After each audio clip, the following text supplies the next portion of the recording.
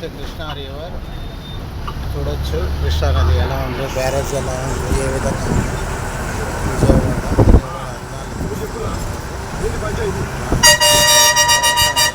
రావడం జరిగింది, చూసుకోవచ్చు ఏ విధంగా ఉంది. ఇంద్రకీలాద్రి కావచ్చు, అక్కడ ఇంద్రకీలాద్రి గుడి కనపడుతుంది. ఇది ఈరోజు కృష్ణా నదిని దాటుతున్నాము, దగ్గరకు వచ్చేసింది. కానీ నీళ్ళు ఎక్కువ లేదు. అక్కడ చూడొచ్చు, మన ప్రకాశం బ్యారేజ్ చూడొచ్చు. కలకల్లాడుతుంది, కానీ ఎక్కడ కూడా వర్షం లేక మన కృష్ణా నది వెలవెలబోయింది. ఒకసారి చూడొచ్చు, ఎక్కడ చూసినా ఇసుక దిబ్బలే. కాకపోతే ఈ మధురానుభూతులు వర్ణించలేకపోతున్నాం. ఒకసారి చూడొచ్చు, చాలా బాగుంది చూడడానికి కూడా. చాలా సంవత్సరాల తర్వాత, మేబీ నేను దగ్గరగా ఒక 3 సంవత్సరాల తర్వాత మళ్ళీ విజయవాడకు రావడం జరిగింది. అది కూడా సూపర్గా చాలా డెవలప్మెంట్ అయింది.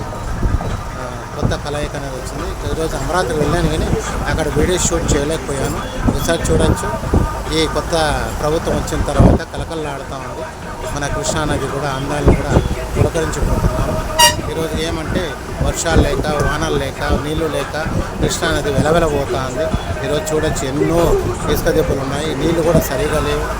కానీ చూద్దాం, వచ్చే మన ఈ నెల, వచ్చే ఆగస్టు నెల, సెప్టెంబర్ నెలలో వర్షాలు కురవడం వల్ల కృష్ణానది పొంగి పొందుతుందనేసి అందరూ ఆశలు పెట్టుకున్నారు.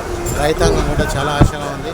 దానితో ఎత్తిపోతల పథకమైనటువంటి మన సుజల స్రవంతి అంటే పోలవరం నుంచి తీసుకొచ్చినటువంటి ఇంకొకటి కూడా పథకం గురించి కూడా చాలా సస్యశ్యామలమైంది. అది కూడా మేము చూడడం కూడా జరిగింది. చాలా సంతోషంగా ఉంది. మేము ఇప్పుడు క్రాస్ అయిపోయాము. ఇప్పుడు కృష్ణానది రివర్, ఇది అమరావతి పోయే దారి. చాలా సంతోషంగా ఉంది. చూసుకోవచ్చు, మనం కూడా అమరావతిలో చాలా బాగుంది చూడడానికి. హైవేలో పెట్టాం, ఇంకా ఇక్కడి నుంచి బయలుదేరుతున్నాం. చాలా సంతోషం. Thank you so much.